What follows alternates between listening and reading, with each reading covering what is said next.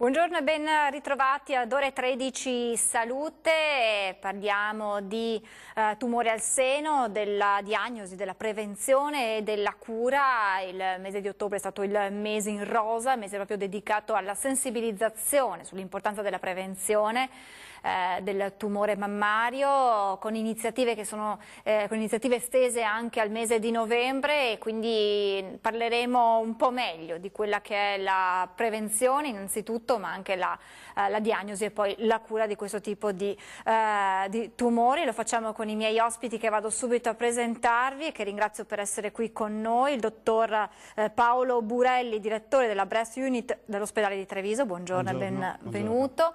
Benvenuto e grazie per essere qui anche al dottor Guido Orsi, dirigente medico di chirurgia generale dell'ospedale di Vittorio Veneto. Buongiorno e ben ritrovato.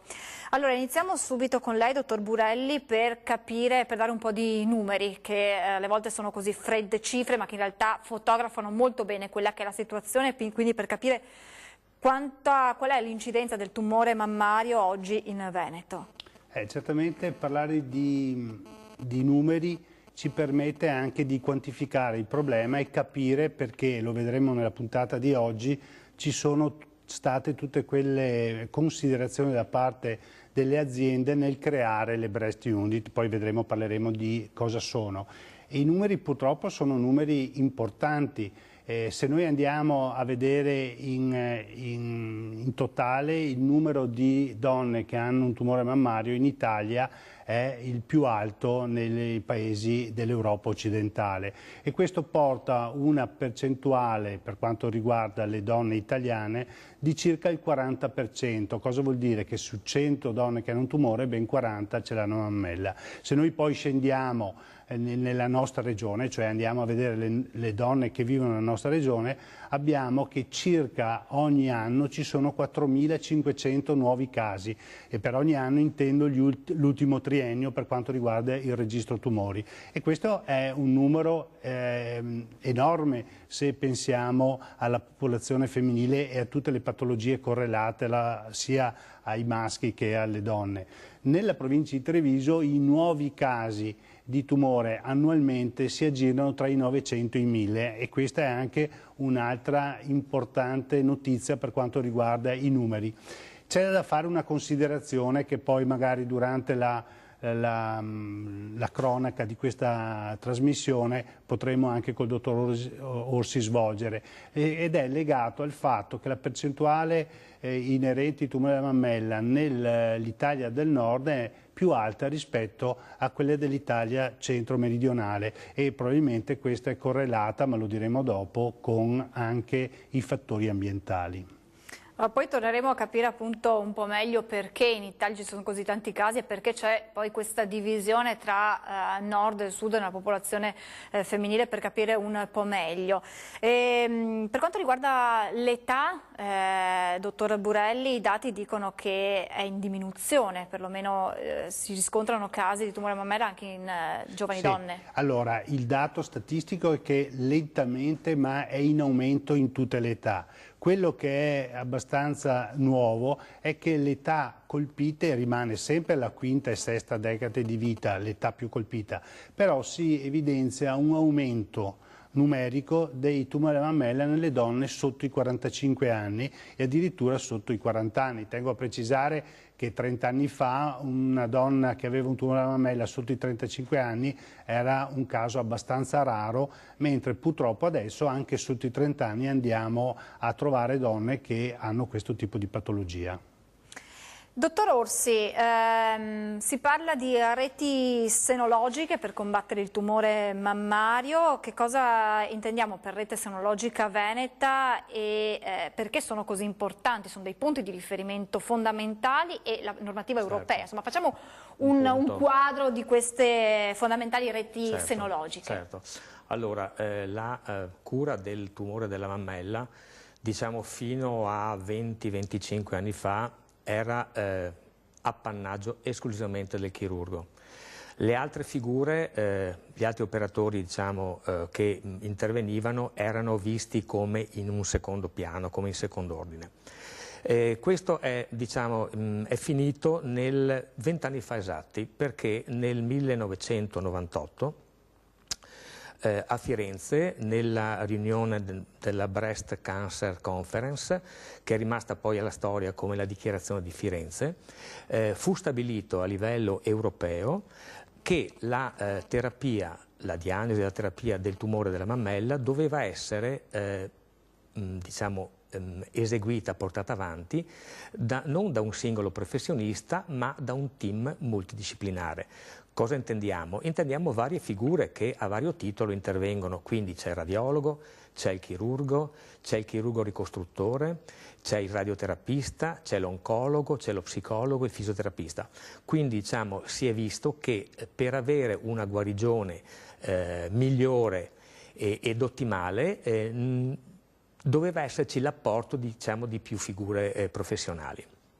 Quindi data marzo 1998.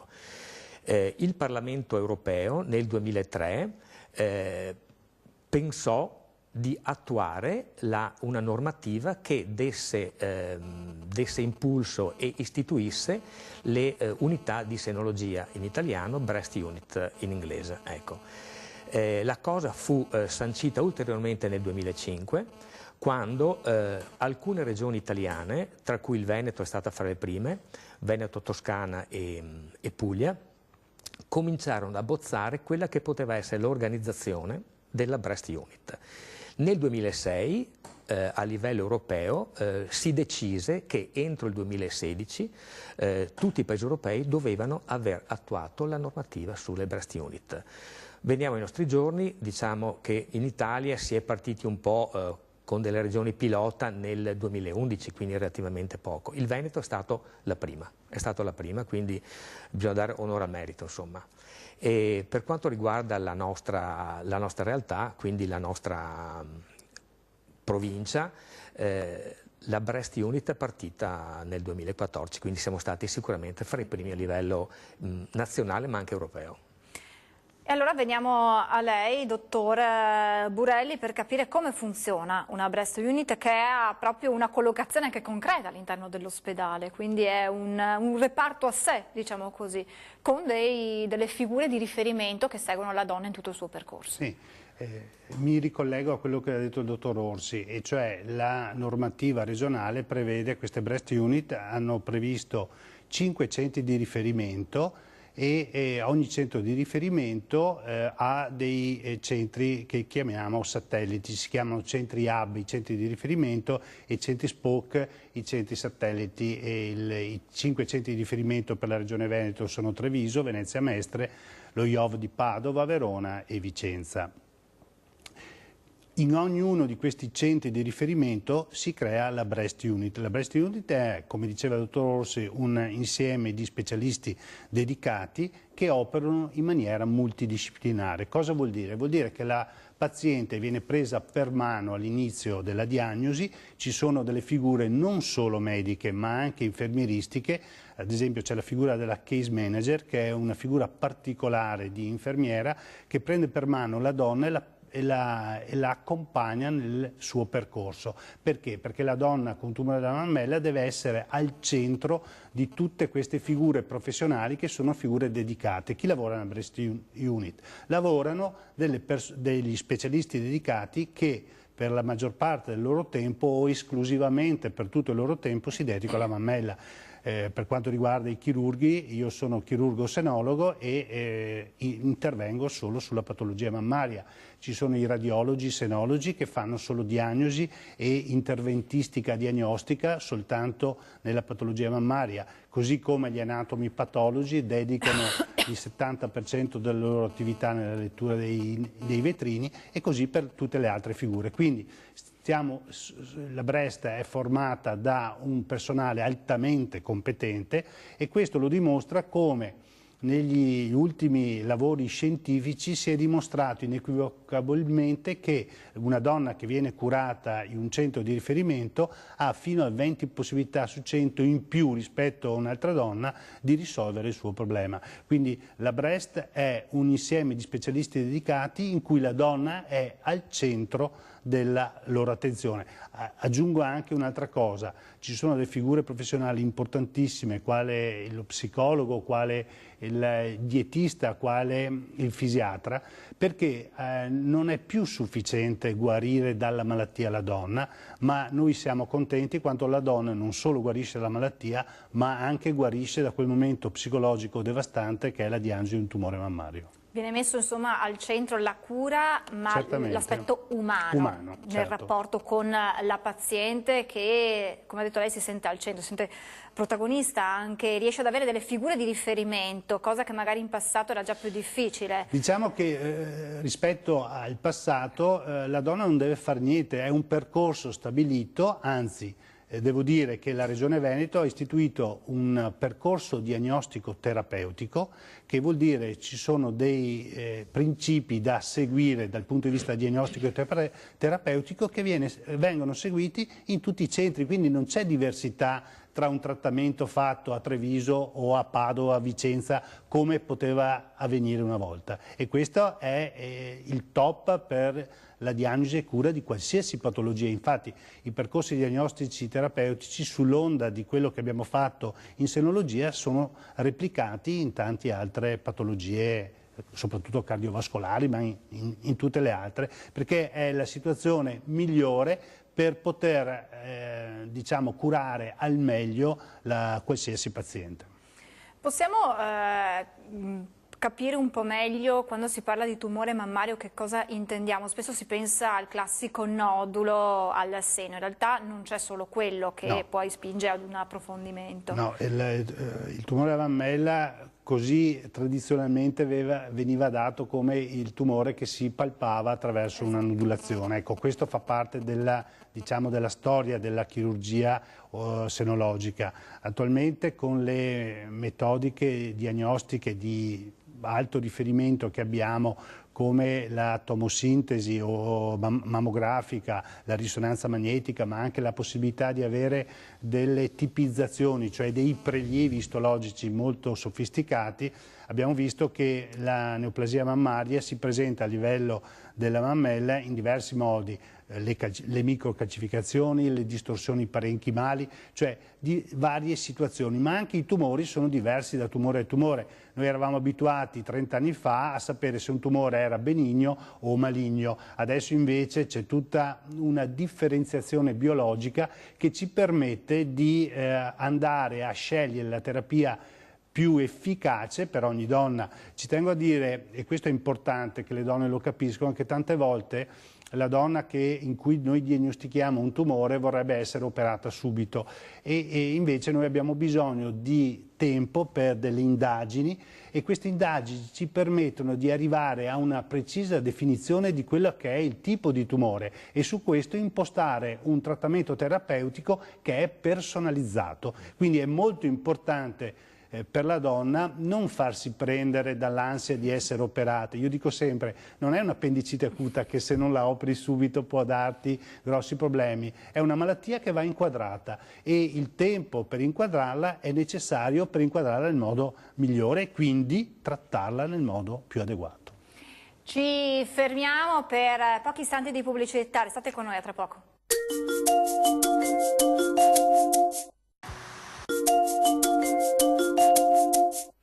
Di nuovo in onda con Ore 13 Salute, stiamo parlando di tumore al seno, di prevenzione, diagnosi e cura. Cura che può passare anche attraverso, quando necessario, come diceva prima il dottor Burelli, anche attraverso l'intervento chirurgico, quando ritenuto necessario dagli specialisti. Allora, dottor Orsi, quali sono le novità per quanto riguarda le terapie, soprattutto appunto chirurgiche relative al tumore al seno? Come sono cambiate le cose? Allora, io credo che nessuna terapia, nessun campo, diciamo, come quello del tumore della mammella sia stato stravolto negli ultimi anni.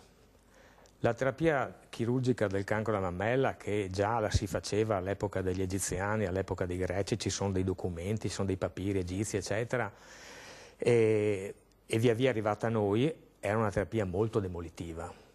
La chirurgia classica che è rimasta in auge per molti anni, che era la mastectomia secondo Halsted, era un intervento chirurgico demolitivo che diciamo, sacrificava la ghiandola mammaria, i linfonodi, gran parte della pelle, il muscolo, eccetera. Qualche volta si arrivava anche a togliere delle coste. No. Ecco, c'erano risultati che erano terrificanti. A quanti anni fa? Quanto... 1920. Ok, perfetto. Anni 20, anni 30, anni 40. Ecco, si è cominciato a capire dopo la guerra che tutto sommato non serviva a demolire troppo. Un chirurgo Patey inventò un intervento che risparmiava ad esempio il muscolo pettorale. Si asportava lo stesso ghiandolo linfonodi, ma il muscolo pettorale, che quindi poteva essere poi utilizzato anche per la ricostruzione mammaria, veniva diciamo, risparmiato. Arriviamo quindi agli anni 80 e lì abbiamo una gloria nazionale, il professor Veronesi, che negli studi diciamo, di Milano 1, Milano 2, Milano 3, mise a punto la terapia che è quella diciamo, più considerata moderna ai giorni oggi, che è la quadrantectomia. Quindi si mise in evidenza che non serviva a togliere tutta la mammella, ma lo stesso risultato poteva essere ottenuto anche sacrificando soltanto un quadrante, una parte della ghiandola. Ovviamente poi altri studi misero in evidenza che a questa terapia, diciamo, conservativa doveva essere associato qualcos'altro, e cos'era? La radioterapia. Quindi ecco un'altra figura del team multidisciplinare che entra in gioco, il radioterapista. Quindi quadrantectomia sempre con l'asportazione dei linfonodi. Poi ci si è chiesti, ma perché dobbiamo sacrificare tanti linfonodi per un tumore, ad esempio, molto piccolo? Sempre studi, diciamo, moderni, messi a punto 20-25 anni fa, hanno messo in evidenza come per i tumori piccoli, parliamo diciamo, dal mezzo centimetro al centimetro, poteva essere diciamo, utilizzata una tecnica alternativa all'asportazione dei linfonodi, gran parte dei linfonodi, con l'asportazione di uno o due linfonodi, e da là è nato l'asportazione del linfonodo sentinella. Questo linfonodo sentinella cos'è in sostanza? È il primo linfonodo della catena linfatica che dalla mammella va ai linfonodi regionali, dove eventualmente delle cellule di tipo neoplastico si possono andare a localizzare. Quindi noi con una tecnica, utilizzando dei sistemi diciamo, di radiotraccianti, delle sostanze debolmente radioattive, riusciamo a individuare qual è questo linfonodo, asportarlo in sede di intervento ed analizzarlo subito. Questo ci consente di vedere se già da subito se il tumore è uscito dalla sua sede iniziale oppure no. Ecco, a questo poi sono venuti fuori dopo degli altri interventi, anche per quanto riguarda la mammella, le mastectomie, che comunque rimangono un pilastro, un caposaldo diciamo, della terapia chirurgica, perché in alcuni casi ovviamente non si può fare il quadrante, però sono mastectomie cosiddette conservative, non più demolitive alla Halsted o alla Patey, ma delle mastectomie in cui viene risparmiato, ad esempio, gran parte del manto cutaneo, della pelle, parliamo di mastectomia skin sparing, o addirittura si può risparmiare il capezzolo, il complesso aerocapezzolo, parliamo delle mastectomie nipple sparing. A questo, che è la parte diciamo demolitiva, va associata adesso modernamente la parte ricostruttiva. Le ricostruzioni le si è cominciate a fare anche là ai primi del secolo, venivano utilizzati un grosso lipoma, una massa di grasso del paziente, delle bolle di vetro. Arriviamo diciamo agli anni 60, quando vennero utilizzati gli espansori che erano stati inventati per le ustioni, per dilatare, diciamo, espandere la pelle ustionata, per poterla poi ricostruire, furono messi, diciamo, presi e utilizzati per la ricostruzione mammaria. Quindi c'è la ricostruzione con espansore, però adesso si può fare anche la ricostruzione con la protesi definitiva. Quindi diciamo c'è tutto un ventaglio di possibilità terapeutiche che fino a qualche tempo fa erano impensabili. Parliamo di chirurgia oncoplastica, cioè una chirurgia che tenga ovviamente da subito e come primo baluardo della sua efficacia e del suo fine la radicalità oncologica, ma che comunque lasci anche poi spazio a tutto quello che è la plastica, la ricostruzione. Ecco, la ricostruzione viene fatta contestualmente durante l'intervento chirurgico di mastectomia? È sempre possibile? Viene fatta successivamente? Come funziona la parte ricostruttiva? Allora, la ricostruzione può essere fatta in qualsiasi momento. Parliamo di ricostruzione immediata quando viene fatta all'atto stesso dell'intervento chirurgico demolitivo. Il secondo tempo, il secondo step è la ricostruzione. Però, ad esempio, in persone che magari non sono subito convinte oppure hanno dei problemi di tipo lavorativo per cui un riposo un po' prolungato non glielo consente subito, possono optare per una ricostruzione in un secondo tempo indifferita. Insomma, non è un problema oggi.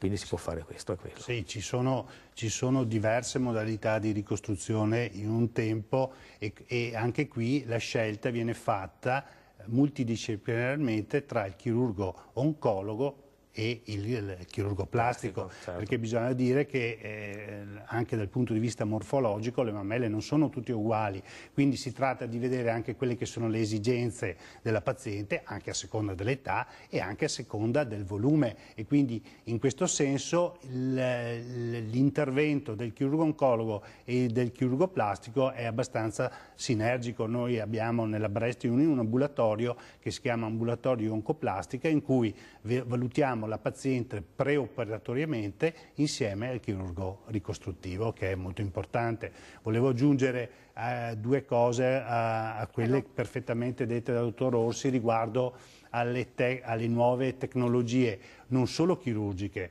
ma anche radioterapiche. Ad esempio, in alcuni casi noi possiamo fare la radioterapia intraoperatoria. Non è possibile applicarla in tutti i tumori, ma nei casi in cui, come diceva il dottor Orsi, noi facciamo un intervento conservativo, cioè togliamo solo una parte della ghiandola mammaria, dobbiamo associare una radioterapia post-operatoria. In alcuni casi questa radioterapia la possiamo fare durante l'intervento chirurgico, per cui la paziente che viene operata con la radioterapia intraoperatoria, dopo un'ora e un quarto di intervento esce dalla sala operatoria avendo completato il suo iter terapeutico, e questo è molto vantaggioso per la paziente. Perché può subito riprendere la vita di tutti i giorni, sì, diciamo, mettendosi alle spalle questa esperienza. Io mi ricollego a mia volta a quello che diceva il dottor Burelli, e qua entra un pochino la filosofia dei centri, hub and spoke, Mozzo e Raggi, che è il modello, che viene utilizzato oggi. Mozzo, hub, Raggi, spoke. Questo modello che viene utilizzato dall'aviazione americana civile negli anni 50 e 60, quando decisero di razionalizzare le varie tratte. Quindi alcune tratte erano appannaggio di compagnie minori, centri SPOC, altri invece erano i centri maggiori, i centri hub. Ovviamente, come diceva il dottor Burelli, ci sono queste nuove possibilità terapeutiche, tipo la radioterapia intraoperatoria, che non possono fare tutti gli ospedali. Ovviamente la chirurgia plastica ricostruttiva fatta bene non la possono fare tutti. Quindi c'è il modello, quello che può essere fatto a livello periferico, fra virgolette, benissimo. Quello che non può essere fatto in periferia viene demandato, la paziente viene inviata al centro di riferimento hub. Nel nostro caso io lavoro all'ospedale di Vittorio Veneto, noi mandiamo al dottor Burelli, alla chirurgia, alla Brassino del dottor Burelli. Un lavoro di squadra, quindi non solo all'interno della stessa struttura ospedaliera, ma anche tra più strutture ospedaliere. Questo è fondamentale, la comunicazione in tempo reale. Dottor Burelli, quando si va a fare una visita o comunque ci si sottopone a uno screening secondario, la prima domanda, una delle prime domande che viene fatta è a familiarità. Quindi cerchiamo di capire un po' meglio quella che può essere appunto la familiarità per il tumore mammario. Certamente, è una domanda che mi permette di cercare di fare chiarezza, perché secondo me c'è ancora, nonostante riviste, interviste, televisione, eccetera, un po' di confusione c'è. Allora, il tumore della mammella sostanzialmente è un tumore sporadico. Cosa vuol dire? Che è dovuto a diversi fattori, che possono essere fattori ambientali, alimentari, poi ne parleremo, e nell'85% dei casi ha questo tipo di eziologia, quindi sporadica, capita a chiunque. La familiarità o la trasmissione genetica intervengono molto parcellarmente in quella che è l'eziopatologia di questo tumore. Infatti, per familiarità, e adesso ve lo spiego, interviene circa il 10% dei casi di tumore mammario, mentre per la trasmissione genetica, che riguarda, tanto per capirci, quello che è successo all'Angelina Jolie, certo, è soltanto il 5% delle donne, certo, quindi una piccola percentuale. Per familiarità si intende una predisposizione e interviene nel momento in cui una donna ha una zia, una cugina, una prima cugina, una sorella, la mamma o la nonna che hanno avuto un tumore. Però dobbiamo considerare anche l'età in cui hanno dovuto il tumore. Noi sappiamo che l'età della vita media della donna è aumentata e quindi, come è aumentata l'età, aumenta anche la possibilità di avere dei tumori. Quindi noi consideriamo dopo i 75 anni che non è questione di familiarità, ma può essere dovuta all'età. Quindi per familiarità si intende una predisposizione in donne che hanno avuto più di un familiare che in età giovane, cioè sotto i 70-75 anni, ha avuto un tumore. Mi perdoni se la interrompo, lei ha detto nonna. Quando si fa la domanda successiva viene detto nonna materna o nonna paterna. In questo caso c'è una differenza? Allora, c'è una differenza riguardo al fatto che il tumore mammario si può avere, anche se percentualmente molto basso, perché è l'1-3%, anche negli uomini. Quindi può essere importante se la nonna materna ha avuto un figlio con tumore mammario. Mentre per trasmissione genetica, cioè quei famosi geni che trasmettono il tumore non solo per la mammella ma anche per l'ovaio, che si chiamano BRCA1 e BRCA2, abbiamo soltanto un 5% della popolazione femminile. E come si valuta questa trasmissione genetica? Anche qui c'è un po' di confusione, perché molte donne dopo il fenomeno Angelina Jolie venivano e volevano fare il test genetico. Bene, allora il test genetico non possono farlo a richiesta tutte. Il test genetico è un prelievo di sangue che poi viene studiato nei centri di genetica. Ad esempio noi abbiamo un centro, ci sono dei centri privati, ma il nostro centro di riferimento per lo studio è quello di Padova. Il test viene fatto e quindi il prelievo viene fatto a una popolazione che dimostra una familiarità, quindi una predisposizione molto alta. Quindi per fare il test genetico è necessario che uno specialista che lavora all'interno della Breast Unit individui la persona, la invii al genetista, che è un'altra figura che fa parte del gruppo multidisciplinare, il quale con una visita o perlomeno con un colloquio in cui anamnesticamente chiede diverse cose e non solo riguardo al tumore della mammella, perché i tumori familiari possono avere anche importanza nella familiarità, i tumori ovarici, i tumori dell'utero, ma sembrerebbe anche i tumori del pancreas e i tumori della tiroide. Quindi si sta allargando il ventaglio di patologia neoplastica che può interferire con il tumore alla mammella. Benissimo, alla fine di questo colloquio la genetista dà un punteggio e questo punteggio fa rientrare nella donna che può fare il test genetico e nella donna invece che non può farlo, cioè che non è necessario che lo faccia.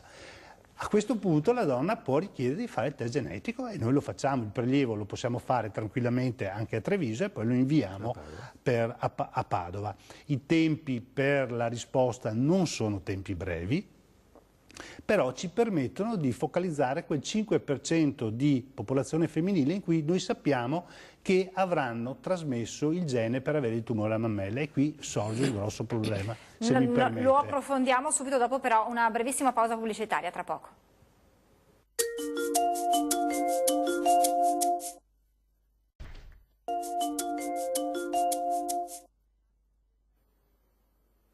Rieccoci in studio, ore 13 Salute, stiamo parlando di tumore alla mammella, di tumore al seno. Con il dottor Burelli stavamo approfondendo un tema molto importante che è quello della familiarità e stavamo parlando di test genetico che prima di essere effettuato viene anticipato da una serie di domande, di analisi di quella che è il paziente che richiede questo test genetico. Importante è anche l'età, giusto dottor Burelli? Certo, è importante l'età perché sempre più spesso delle donne giovani, essendo aumentato la percentuale di tumore nelle donne giovani, ti viene a richiedere. Allora facciamo un esempio abbastanza specifico. Viene la ragazza, dico ragazza, ma una donna giovane di 30-32 anni, dicendo: mia nonna ha avuto il tumore alla mammella, mia mamma ha avuto il tumore alla mammella, diciamo a 50-55 anni. Per cui noi in genere invitiamo la mamma a fare il test genetico, perché se la mamma fa, o la nonna se è in vita, se il test genetico della mamma è negativo, la figlia può fare a meno di farlo. Se è positivo lo facciamo anche alla figlia, oppure lo facciamo in quelle donne che hanno avuto familiari con tumore alla mammella al di sotto dei 35 anni. Allora sì che basta un familiare. Mentre negli altri casi, mi perdoni, lo specifichiamo, servono una familiarità più diffusa nella certo, famiglia. Non basta la zia materna che l'ha avuto a 70 anni o la nonna che l'ha avuto a 80. Ci deve essere tutta una serie di situazioni che vengono valutate dal genetista. Il problema è che quando il test genetico è positivo, la donna viene giustamente dal senologo a chiedere cosa fare, e qui noi abbiamo soltanto due opzioni. La prima opzione è l'opzione tipo Angelina Jolie, dico questo perché è quella che ha scatenato poi tutto questo discorso, che è fare una mastectomia bilaterale, perché avere il test genetico positivo può portare fino all'80% di possibilità di avere un tumore mammario nell'arco della vita. Il problema è che non sappiamo se a destra o a sinistra e quando, ma in più fino al 50% di avere un tumore ovarico, quindi siamo costretti a fare l'ovariectomia. Quindi lei capisce che è un intervento, soprattutto in una donna giovane, abbastanza devastante. L'altra opzione è quella di tenerle sotto controllo, mettendole in una lista che abbiamo di persone fortemente a rischio che vengono seguite nel nostro centro senologico con mammografie, ecografie e anche risonanze magnetiche. Quindi con una frequenza... Una tempistica che è data dalla morfologia anche della ghiandola mammaria, perché adesso non voglio invadere il territorio dei radiologi, però è molto importante la morfologia della ghiandola. È chiaro che una mammella di una donna di 40 anni non è uguale a quella di 70 anni, così come quella di una donna di 30 anni non è uguale a quella di 50 anni. E la densità della ghiandola mammaria per il radiologo è fonte di imprevisti, e quindi è difficile valutare. Quindi non si può dire: io faccio la mammografia ogni anno, come mai la mia vicina di casa la fa ogni 6 mesi, perché ci sono delle situazioni morfologiche diverse e questo lo decide il radiologo. Quando una donna viene operata o insomma ha una neoplasia mammaria, entra in gioco appunto questa squadra di specialisti di cui abbiamo parlato, che in qualche modo offre delle opportunità alla donna, a partire, abbiamo parlato dell'aspetto del supporto psicologico, e quindi che è fondamentale, dottor Burelli, perché non solo ad affrontare questa battaglia, ma anche poi a magari vedere il proprio corpo che viene modificato, che cambia. Quindi questa è una prima importante opportunità che viene fornita alla donna, che ha un ruolo fondamentale. Non voglio togliere un'importanza al ruolo del chirurgo, ma anche il ruolo psicologico, proprio per anche poi andare avanti con questa lotta. Allora, parto dall'ultima considerazione che ha fatto lei. Allora, il discorso a Breast Unit e del gruppo multidisciplinare è per togliere una volta per tutti il concetto della star.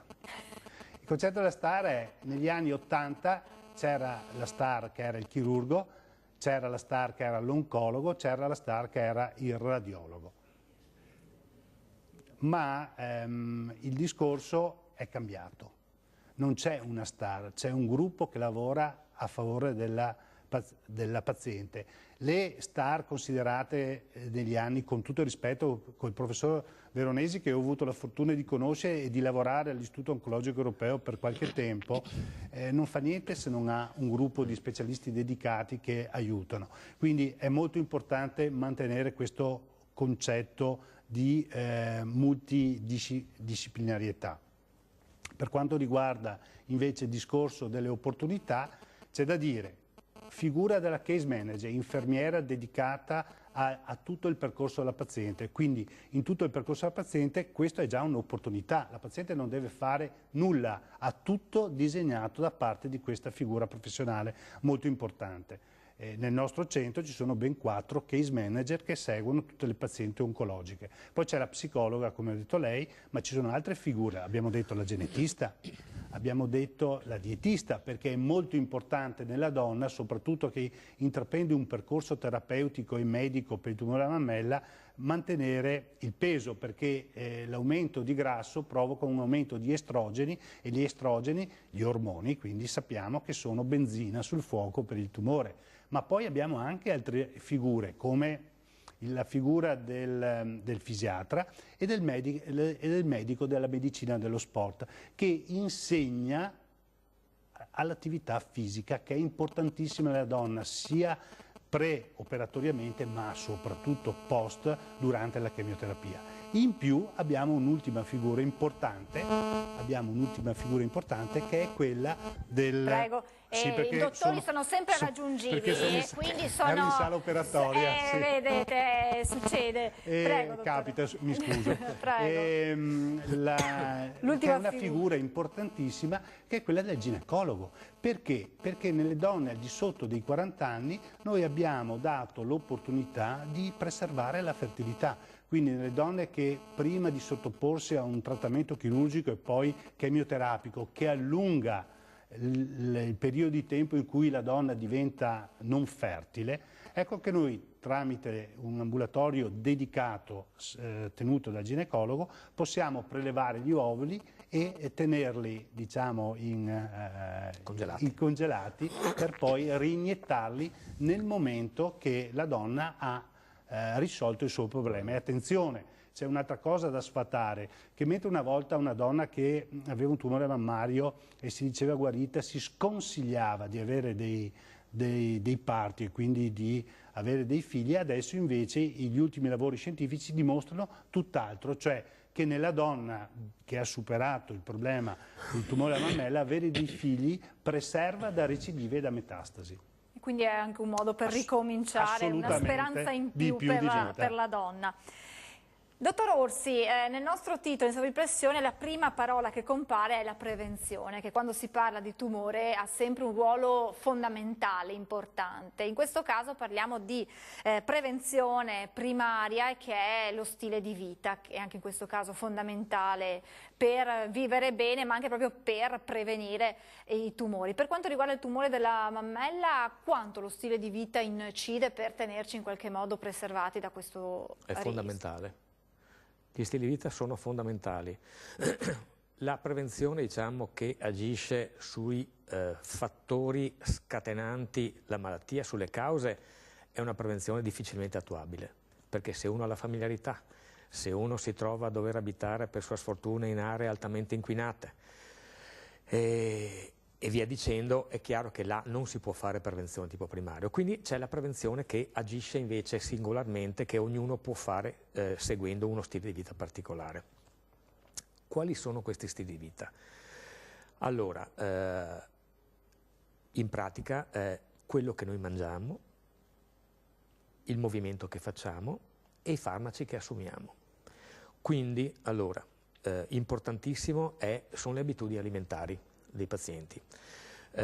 Ovviamente le diete che, diciamo, la dieta mediterranea in questo caso è la migliore, perché è una dieta che è ricca, diciamo, in sostanze antiossidanti, che stimola il consumo di frutta e verdura in quantità diciamo, notevole, e che riduce invece il consumo di quelli che sono i grassi saturi e i zuccheri semplici. Questo si è visto anche nelle donne, diciamo, operate. Mi ricollego a quello che diceva il dottor Burelli, parlando di evitare poi l'accumulo di grasso nelle pazienti operate. Si è visto che viene vivamente consigliato appunto l'assunzione di la riduzione, cioè di zuccheri, e la riduzione di cibi che abbiano un alto indice glicemico o che siano ricchi di grassi, perché si è visto che sono questi alimenti sono fattori predisponenti a un'eventuale recidiva o ricaduta della malattia. Frutta e verdura, benissimo, ci sono alcune categorie poi di frutta e verdura che sono, diciamo, che sono ancora più protettive rispetto alla protezione già di base offerta dalla frutta e verdura diciamo normale. Sono le crucifere. Le crucifere sono ad esempio i cavoli, i broccoli, oppure sono non so, la rucola a livello estivo. Quindi sono degli alimenti che noi consigliamo sempre alle pazienti di assumere. Quindi dieta, farmaci. E adesso ne parliamo, e anche del movimento fisico. Restate con noi, ne approfondiamo questi due elementi perché sono fondamentali, subito dopo ancora una breve pausa pubblicitaria.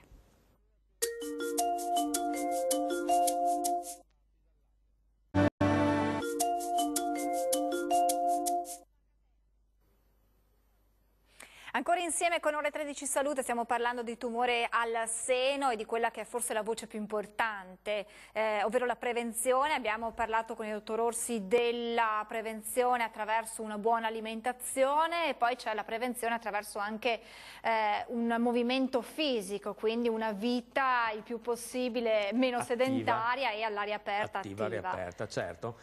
Si è visto che la sedentarietà non fa sicuramente bene alla malattia, alle malattie in generale, quindi anche alle malattie cardiovascolari, però in particolar modo anche alla malattia, diciamo, neoplastica della mammella. Invece viene consigliato un movimento, soprattutto quella che è una ginnastica morbida di tipo aerobico. La ginnastica aerobica va molto bene perché stimola la produzione di endorfine, e queste endorfine rientrano poi nel gioco, diciamo, di ormoni, diciamo, positivi, benefici, che possono tenere lontane alcune malattie, tra cui anche il tumore della mammella. Quindi evitare la sedentarietà, fare movimento, soprattutto movimento all'aria aperta, e attività di tipo aerobico. Terzo punto è il consumo di farmaci, e in particolare gli ormoni. Mi ricollego a quanto diceva il dottor Burelli prima, gli estrogeni, che sono gli ormoni femminili. Qui entra il discorso, diciamo, delle varie terapie diciamo, che vengono fatte ancora adesso, post-menopausali, terapie ormonali, che possono comunque venire fatte sempre, però con un po' di, diciamo, cum grano salis, come dicevano gli antichi. Cioè non bisogna esagerare col consumo di ormoni. Perché? Perché si è visto che l'ormone, l'estrogeno e il progesterone, stimolando la ghiandola mammaria, provocano comunque il mantenimento di quella che è la sensibilità della ghiandola ad una proliferazione cellulare. Quindi questo fa in modo che un eccesso, un uso sconsiderato di terapie ormonali possa in qualche modo innescare il meccanismo che provoca la proliferazione cellulare e da lì la mutazione poi cellulare. Ecco, oltre a questo poi alcuni consigli che si possono dare, quindi abbiamo visto consigli dietetici, consigli, diciamo, tipo farmacologico, e consigli su quella che è l'attività fisica. Bisogna poi cercare di ridurre, se possibile, quelle che sono alcuni tipi di esami, anche che prescrivono i medici, e così tiro in ballo le radiazioni ionizzanti, le radiografie. Allora, le radiografie sono una cosa bellissima, un aiuto al medico per fare diagnosi, ma non devono essere esagerate, perché sappiamo che le radiazioni ionizzanti provocano delle mutazioni cellulari. Abbiamo poi degli enzimi che riparano le mutazioni, per carità, però ci può essere sempre il buco, diciamo, del sistema immunitario, per cui poi la malattia viene fuori. C'è uno studio fondamentale in cui si è visto che vengono fuori adesso delle malattie di tipo neoplastico in persone che hanno fatto da ragazzini le schermografie. Una schermografia nell'epoca, diciamo, post-guerra, venivano fatte la lotta alla tubercolosi, eccetera, esistevano le attrezzature radiografiche su camion, per cui si mettevano davanti alle scuole e facevano ai bambini. Sì. Ecco, si è visto che fare delle radiografie non necessarie, è chiaro che se è necessario è un altro discorso, ma non necessarie in bambini sotto gli 11 anni non è sicuramente indicato. Questa è la prevenzione primaria fondamentale da seguire, e poi entra in gioco, quando necessario, la prevenzione secondaria. Che cosa intendiamo in questo senso, ovvero insomma, lo screening mammografico di cui si parla tanto, dottor Burelli? Sì, lo screening, la prevenzione secondaria è fatta con lo screening mammografico, che è la mammografia. Sono stati fatti diversi studi tra circa 25 e 30 anni fa che hanno dimostrato come se noi prendiamo la popolazione più a rischio, che avevamo detto all'inizio, è la popolazione tra i 50 e i 70 anni, ecco che se noi li sottoponiamo a delle mammografie ogni 2 anni, abbiamo la possibilità di fare delle diagnosi precoci, quindi degli interventi terapeutici più incisivi e ridurre quindi la mortalità. Quindi degli studi che sono stati fatti si è deciso di cominciare anche in Italia alla fine degli anni 90 questa mammografia di screening, dando la possibilità a tutte le donne tra i 50 e i 69 anni di fare ogni 2 anni una mammografia in 2 proiezioni. Questa mammografia in 2 proiezioni, che fa parte dello screening mammografico, ci ha permesso di trovare tante volte delle neoplasie che non erano palpabili, quindi molto piccole. Teniamo conto che all'inizio degli anni 90 la percentuale di neoplasie non palpabili che ritrovavamo agli interventi chirurgici era attorno al 5-6%, adesso sono il 30% e quindi ci permettono di intervenire precocemente e quindi di aumentare la possibilità di guarigione che, lo tengo a precisare, in Veneto, proprio perché abbiamo avuto un'ottima risposta da parte delle donne al richiamo dello screening mammografico, abbiamo una percentuale di guarigione, quindi non di sopravvivenza, data dal registro tumori del Veneto dell'89%, quindi è un ottimo risultato. Quindi ritorniamo alla mammografia di screening. Cosa vuol dire? Vuol dire che l'organizzazione logistica regionale chiama in tutta la regione Veneto le donne tra i 50 e adesso i 74 anni e li richiama a fare una mammografia che viene fatta in 2 proiezioni, quindi non si parla di ecografia, di mammografia in 2 proiezioni, che poi viene letta da 2 radiologi. Se non si trovano d'accordo sull'esito di questa mammografia, ecco che la donna viene chiamata, si dice, a un secondo livello, cioè a un ulteriore approfondimento che può essere fatto sia con una nuova mammografia, ma anche con una ecografia e poi a una tipizzazione, cioè un prelievo microistologico. Questo ci ha permesso sicuramente di aumentare la percentuale di guarigione nelle donne in questa fascia di età. Allora la domanda che mi aspetto è: perché solo in questa fascia di età? E qui ritorniamo al discorso legato alla densità della ghiandola mammaria. Si è visto che la stessa mammografia fatta nelle donne più giovani comporta delle difficoltà interpretative. Perché? Perché la densità ghiandolare della mammella talvolta con la mammografia non è possibile che venga diciamo, studiata in maniera completa, cioè la densità della ghiandola mammaria impedisce anche alle moderne mammografie di andare a trovare non il nodo, che è facile, ma ad esempio delle distorsioni parenchimali o delle alterazioni strutturali che sono dei segni indiretti di neoplasia. E allora cosa si fa in queste donne? In queste donne noi cerchiamo, ed era il discorso che facevamo prima, di distinguerle in diciamo, gruppi a rischio. Ci sono i gruppi a rischio appunto della familiarità, i gruppi a rischio, anche se piccolo, percentuale di donne che hanno un test genetico positivo, e quelle donne vengono prese in carico dal centro senologico e seguite. Nelle altre c'è una raccomandazione. La raccomandazione è quella di fare delle mammografie o comunque delle visite senologiche che hanno non la funzione diagnostica, ma una funzione di catalogare quella donna in un particolare gruppo rischio, oppure di insegnarle qual è l'iter diagnostico preventivo più idoneo. Un'ultimissima battuta per tornare a quello che avevamo detto in apertura sull'incidenza, ovvero quanto l'Italia in fatto di incidenza sia tra i primi paesi, il primo paese appunto per incidenza di tumore al seno, e quanto ci sia una distinzione tra nord e sud Italia. Perché questa? Beh, l'ha detto il dottor Orsi, fondamentalmente è lo stato ambientale. Noi abbiamo una differenza percentualmente significativa, ad esempio, tra le donne del Triveneto, che hanno un'incidenza alta del tumore alla mammella, e le donne italiane, quindi dello stesso ceppo, che vivono in Sardegna e in Sicilia, cioè nelle isole. Sicuramente stiamo parlando di donne che vivono, quelle nel Triveneto, in una alta densità diciamo, industriale e quindi di fumi, per non parlare di veleni e altre cose, che sicuramente vanno a incidere in quella che è la eziologia del tumore, cioè le cause che portano al tumore.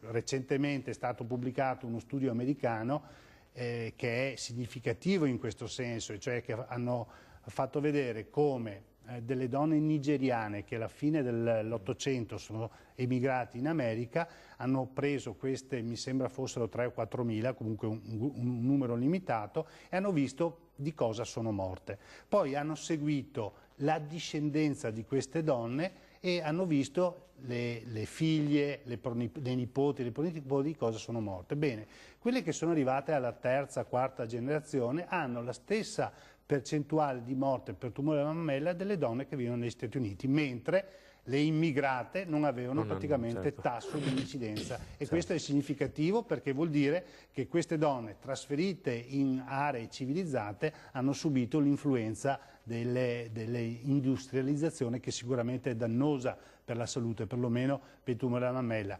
Una cosa si vedrà in Giappone dopo Fukushima sicuramente. È una malattia del benessere. Questo è importante. Molti abbiamo avuto in questa trasmissione, spesse volte abbiamo affrontato i vari tipi di tumore e spesse volte è venuta fuori questa frase, dottor Orsi. Sì, perché appunto è una malattia del benessere. Perché? Perché avviene in aree geograficamente evolute, quindi vediamo Europa del Nord, Nord America, mentre ce n'è molto meno nei paesi del terzo mondo, sia per il problema, diciamo, dell'industrializzazione che provoca inquinamento a tutti i livelli, e anche per il discorso che facevo prima delle diete. Quindi la dieta ricca, la dieta nordamericana, che tanto propagandano gli americani, ma che sarebbe meglio che non la propagandassero, è una dieta del tutto nefasta per questo tipo di patologia. Si è visto un altro studio, tipo quello che diceva il dottor Burelli, donne giapponesi dopo la guerra trapiantate in America hanno cominciato a ammalarsi tumore della mammella, cosa che in Giappone non facevano, perché mangiavano riso e poco più. Quindi diete troppo ricche, ambienti inquinati non fanno sicuramente bene e questo è il mondo occidentale purtroppo.